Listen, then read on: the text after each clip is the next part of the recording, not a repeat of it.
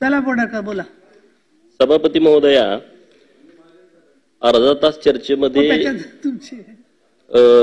राज्यातील प्राथमिक शिक्षकांच्या ऑनलाईन आंतरजिल्हा बदली प्रक्रियेत संवर्ग 1 मध्ये येणाऱ्या शिक्षकांना प्राधान्य दिलेले असून त्यांच्या ज्या अडचणी आहेत त्या दूर होण्याच्या दृष्टिकोनातून त्यांच्या बदल्या होणं अपेक्षित होतं, परंतु तसं होताना दिसत नाही। त्याबद्दलचं मी एक उदाहरण माननीय मंत्री महोदयांच्या समोर आपल्या माध्यमातून ठेवतो। निलेश अप्पासाहेब तरंगे हे मूळ सोलापूर जिल्ह्यातील सांगोला तालुक्यातील आहेत। त्यांना नोकरी अपंग कोट्यातून रत्नागिरी जिल्ह्यात मिळालेली आहे। श्री तरंगे हे गेले 19 वर्ष म्हणजे 2005 ची त्यांची नियुक्ती आहे। 19 वर्ष ते स्वतः अपंग असताना आणि घरी आई आजारी असताना देखील ते कोकणामध्येच आहेत आणि दरवर्षी श्री तरंगे ऑनलाईन आंतर जिल्हा बदलीसाठी अर्ज करतायत। संवर्ग 1 या प्राधान्य क्रमांक येतात तरी सुद्धा त्यांची स्वजिल्ह्यात 19 वर्ष बदली झालेली नाही आणि म्हणून माझी माननीय मंत्री महोदयांच्याकडे मागणी अशी आहे की आजपर्यंत माझ्या माहितीप्रमाणे जी त्या शिक्षकांनी मला दिलेली आहे त्यानुसार संपूर्ण राज्यात सर्व प्रवर्गाचे फक्त 90 ते 100 शिक्षक बदलीपासून वंचित आहेत। ते संवर्ग 1 मध्ये येतात की जे स्वतः अपंग आहेत किंवा त्यांची मुलं अपंग आहेत किंवा काहीतरी वैद्यकीय अनुषंगिक कारणाने ग्रासलेले आहेत। त्यांना संवर्ग 1 हा बदलीमध्ये प्राधान्यक्रम दिलेला असतो, परंतु या बाबतीमध्ये त्यांची बदली झालेली नाही। माझी माननीय मंत्री महोदयांच्याकडे विनंती अशी आहे की यातील शिक्षक विनाअट बदलीने कोणत्याही एका जिल्ह्यावरती ताण येणार नाही, कारण राज्यातल्या प्रत्येक जिल्ह्यात फक्त 1, 2, 3, 4 पर्यंतच हे शिक्षक बदलीने जाणार आहेत आणि त्यामुळं आपण ह्याची सविस्तर माहिती घेतली पाहिजे।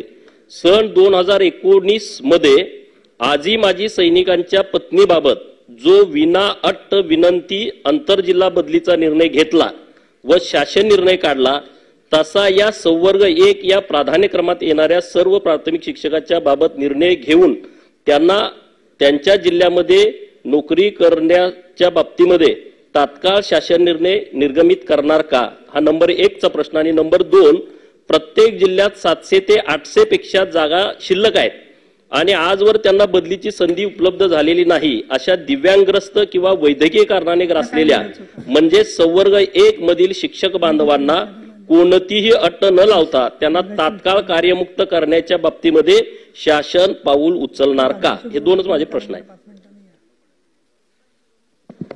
सन्मान्य सभापती महोदया, पडळकर साहेबांनी जो प्रश्न विचारला हा खरंच शिक्षकांच्या दृष्टीने अतिशय महत्वाचा आहे। संवर्ग 1 मध्ये जे शिक्षक येतात गेले अनेक वर्ष ते त्यांना ज्या ठिकाणी पोस्टिंग दिलेली आहे त्या ठिकाणी ते काम करतायत, त्यांना त्यांच्या गावी किंवा जवळच्या ठिकाणी त्यांना पोस्टिंग हवी आहे आणि म्हणून त्यासाठी काही शासनाचे नियम आहेत आणि त्यासाठी संवर्ग 1 ही जी कॅटेगरी किंवा 3 वर्ष जे पूर्ण असले पाहिजे त्या ठिकाणी संवर्ग 1 मध्ये 13 अशा गोष्टी आहेत, 13-14 की त्या संवर्गामध्ये त्या ठिकाणी ते बसले पाहिजेत आणि त्यामध्ये मग पक्षघाताने आजारी कर्मचारी असेल, दिव्यांग कर्मचारी असेल, मानसिक विकलांग असेल, हृदय शस्त्रक्रिया झालेले कर्मचारी असतील, किडनी एकच असेल किंवा किडनी रोपण झालेली असेल, मूत्रपिंड रोपण झाले असतील, यकृत प्रत्यारोपण, कॅन्सरने आजारी कर्मचारी असेल, थॅलेसेमिया कॅन्सर विकारग्रस्त मुलांचे पालक किंवा जन्मतात गुणसूत्राच्या दोषामुळे उद्भवणारे आजार, माजी सैनिक, आजी सैनिक, अर्धसैनिक जवानांच्या पत्नीच्या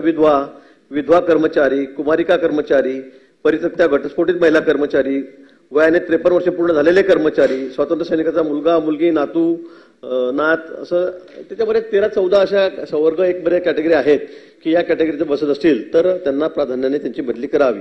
पण आता ही बदली होत असताना करत असतानाच आता समजा पुणे जिल्ह्यामध्ये तुम्ही काम करतात आणि त्यांना बदली पाहिजे जळगाव जिल्ह्यामध्ये, पण त्या संवर्गामध्ये त्या ठिकाणी तिथले जे रोस्टर नामावली जी आहे, बिंदू नामावली जी आहे रोस्टरमध्ये तर ती सुद्धा जी असली पाहिजे, त्या ठिकाणी त्या कॅटेगरी जागा शिल्लक असली पाहिजे।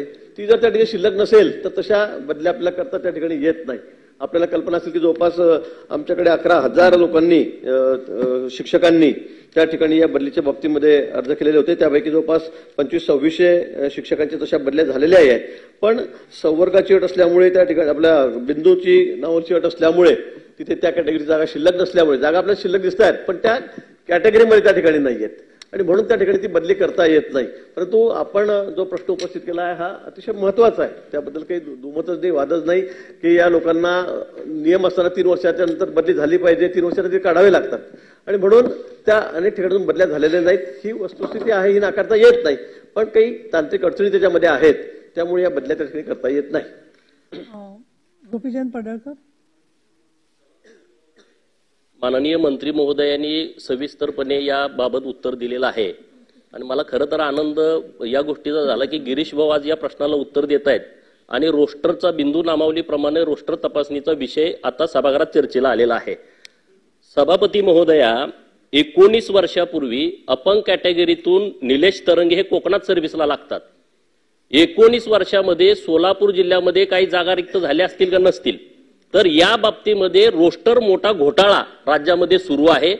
आरक्षित जागेतील विद्यार्थी उमेदवार हे मेरिटनुसार खुल्या प्रवर्गातून भरती होतात, पण जेव्हा खुल्या प्रवर्गातून भरती होतात नियुक्तीपत्र देताना हे काही सरकारी बाबू इथं बसलेले आहेत काही जे जातीवाद मोठ्या प्रमाणात करतात, ते त्या लोकांना परत आरक्षित जागेवरती दाखवतात. त्यामुळे 20-20 वर्ष या जागा रिक्त दाखवल्या जात नाहीत.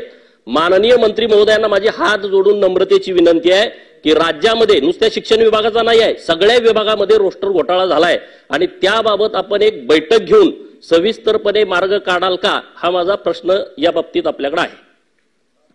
सन्मान्य सभापती महोदय, सन्मान्य सदस्य पडळकर जे म्हणतायत खरं ते माझ्याकडे 1-2 वेळा येऊनही गेलेत. त्यांनी या बाबतीमध्ये तक्रारी केलेल्या आहेत की या रोस्टरच्या बाबतीमध्ये आपण थोडं विस्तृत बैठक घ्यावी, त्या संदर्भामध्ये काही तपासणी करावी, संबंधित अधिकाऱ्यांना त्या ठिकाणी बोलवावं आणि काही अंशी वस्तुस्थिती असूही शकेल. कारण आपण बघतोय की आपण एका कॅटेगरीमध्ये त्या ठिकाणी नोकरीला लागावायचं, ओपनमध्ये लागायचं आणि कॅटेगरीचा फायदा घेऊन परत त्या ठिकाणी बदली मागावी, अशा अनेक गोष्टी त्या ठिकाणी आहेत आणि म्हणून या संदर्भामध्ये एक विस्तृत बैठक सर्व संबंधित अधिकाऱ्यांना घेऊन आपण त्या ठिकाणी या अधिवेशन संपण्याच्या आत विधान सभेच्या परिसरामध्ये ज्या ठिकाणी ऑफिस कार्यालयामध्येच या ठिकाणी निश्चित घेऊन या विषयाचा कायमचा आपण तोडगा काढू, जेणेकरून सन्मान्य सदस्यांच्या ठिकाणी समाधान होईल. ठीक आहे. विक्रम काळे, थोडक्यात घ्या प्रश्न. थोडक्यात सभापती महोदय, या अनुषंगानंच मंत्री महोदय, हे जे सगळं याचं बीज जे आहे ना, याचा केंद्रबिंदू आहे तो रोस्टर आहे. रोस्टर पूर्ण न झाल्यामुळं बदली पात्र शिक्षकांच्या जागा रिक्त असून सुद्धा त्याला ती जागा मिळत नाही, ही वस्तुस्थिती आहे. आणि म्हणून त्यासाठी आपण वारंवार, म्हणजे आजच नाही, गेले 2 वर्ष झालं या बाबीचा मी सातत्याने पाठपुरावा करतोय. मागच्या नागपूर अधिवेशनामध्ये सुद्धा आपण माझ्या प्रश्नाला उत्तर दिलं सभापती महोदय की आम्ही हे रोस्टर तातडीनं पूर्ण करू.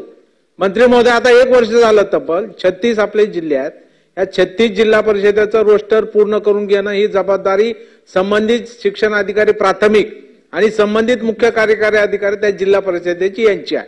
हे रोस्टर कुठे पूर्ण करावं लागतंय, आपल्याला तपासून घ्यावं लागतंय.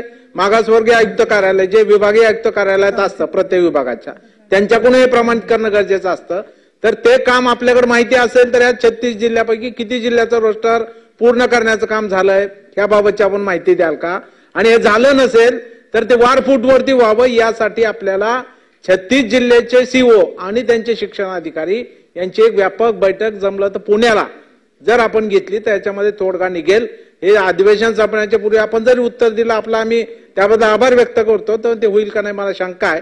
पण आपण याच्यावरती गांभीर्यानं लक्ष देऊन ही बैठक घेऊन त्याच्यामध्ये हा निर्णय एक कालबद्ध कार्यक्रम देऊन करणार का? सन्माननीय सभापती महोदय, खरं आपण जे या ठिकाणी म्हणालात रोस्टरच्या बाबतीमध्ये बैठक घ्यावी, मी आधीच सांगितलेलं आहे की आपण ती बैठक घ्यावी. पण आपण जे या ठिकाणी विचारलंय की 36 जिल्ह्यांची माहिती रोस्टरची देणार का, तर आता ती माहिती या संबंधित प्रश्नाशी आता नाहीये. पण निश्चित आपण ज्यावेळेला बैठक घेऊ त्यावेळेला सर्व सीओ, जिल्हाधिकारी, शिक्षण अधिकारी यांना आपण त्या संदर्भामध्ये आपण ऑनलाईन घेऊ वाटल्यास, पण सगळ्यांनी इथे बोलणं शक्य होणार नाही. पण या अधिवेशन संपण्याच्या आत ही विस्तृत बैठक आपण त्या ठिकाणी घेऊ. आपल्याला आम्ही त्या ठिकाणी आमंत्रित करू. संबंधित अजून कोण शिक्षक प्रतिनिधी असतील त्यांनाही आपण त्या ठिकाणी बैठकीला बोलू आणि हा प्रश्न तात्काळ कसा सोडता येईल यासाठी प्रयत्न करू. महाजन साहेब, माझ्याकडे बरेचसे महिला नेहमीच येत असतात, पण त्याच्यापैकी एक विषय असा आहे की ज्याच्यावर जेवढं पाहिजे तेवढं लक्ष गेलं नाहीये. बऱ्याचशा शिक्षिका अशा आहेत की ज्यांना छोटी मुलं आहेत 5 वर्षाच्या आतली, आणि अशा वेळेला कुटुंबाबरोबर राहिलं नाही तर त्या मुलांना शेवटी त्या मग सासू सासऱ्यांकडे आई वडिलांकडे ठेवतात आणि अनेक जणी वाट बघत असतात की आपली बदली व्हावी म्हणून. पण मुलं तोपर्यंत मोठी होऊन जातात 5-6 वर्षाची. तर तुम्ही काही याच्याबद्दल, ज्यांची मुलं 1 ते 5 वर्षाची आहेत म्हणजे तानी आहेत 0 पासून 5 पर्यंत, त्यांना तिथे कुटुंबियांसमोर समवेत बदली देण्याच्या संदर्भात काही सकारात्मक संवेदनशील धोरण किंवा काही आखलंय का? नसेल तर तसं काही करता येईल का प्रयत्न आपल्याला? सभापती महोदय, खरं आहे आपण जे म्हणतात अनेक शिक्षिका माझ्याकडे येत असतात मंत्री म्हणून, त्याही विनंती करत असतात. ही वस्तुस्थिती त्या ठिकाणी. पण आता या खात्यामध्ये मोठ्या प्रमाणात म्हणजे मला आता टक्केवारी सांगता येणार नाही, जवळपास 40-50% या महिलाही त्या ठिकाणी शिक्षिका आहेत. त्यामुळे मग आता कुणाला काढावं कुणाला टाकावं हाही महत्व. पण शासन या शिक्षकांच्या बाबतीमध्ये अतिशय सकारात्मक आहे. कुणावरही अन्याय होणार नाही, कुणालाही फार दुर्गम भागात, आता दुर्गम भागात आपले गाव असल्यामुळे तिथे जाणं त्यांना अपरिहार्य असतं. पण निश्चित आता नवीन भरती आमची त्या ठिकाणी सुरू आहे. आपण त्या संदर्भामध्ये आपण असं ठरवतो की बाबा नवीन येणाऱ्या लोकांना तिथे देऊ. जुने जे आहेत अनेक वर्ष काम करत दुर्गम भागामध्ये त्यांना आपण आता शहराच्या जवळ त्यांना अपेक्षित स्थळी त्या ठिकाणी आणू, असाही आपण त्या ठिकाणी निर्णय केला आहे. मला वाटतं कुणावरही शिक्षकांना आम्ही अन्याय होऊ देणार नाही. या बाबतीमध्ये शासन सकारात्मक आहे. या बैठकीच्या माध्यमातून आपण हे सगळे प्रश्न सोडतो. त्याच्यात हाही विषय घ्या, या बैठकीमध्ये हा पण विषय ते सांगितलं, हा विषय योग्य ते सांगितलं, हा विषय आपण त्या संदर्भामध्ये घेऊ. आता